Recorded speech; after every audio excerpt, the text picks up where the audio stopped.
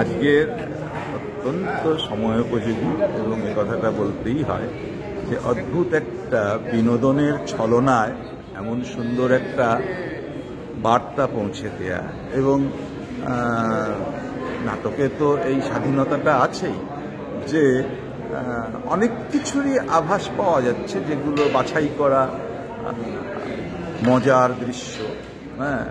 যেমন কখনো কখনো দেখতে দেখতে 3 ইডিয়টসেরও একটা দৃশ্য মনে পড়ল।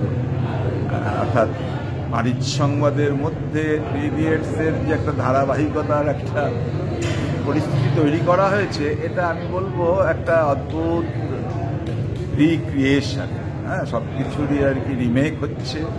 তো সেক্ষেত্রে এই নাটকটা একটা সুন্দর রিমেক বলতে পারি। বাণিজ্য সংবাদের যে বক্তব্য, এখানেও সেই একই বক্তব্য, এবং সাম্রাজ্যবাদী শক্তি কীভাবে আধুনিক প্রযুক্তিতে আমাদের কাছে একেবারে ভাড়ার ঘরে ঢুকে যাচ্ছে, আমাদের প্রাত্যহিক জীবনে স্বামী স্ত্রীর সম্পর্কের মধ্যে ঢুকে যাচ্ছে।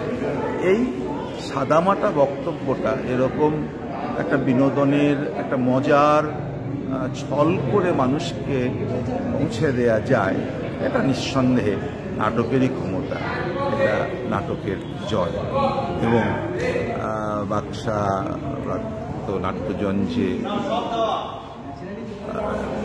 খুব অল্প বয়সী অভিনেতাদেরকে নিয়ে কাজটা করেছে, তার জন্য সুজিতদাকে অনেক অনেক সাধুবাদ।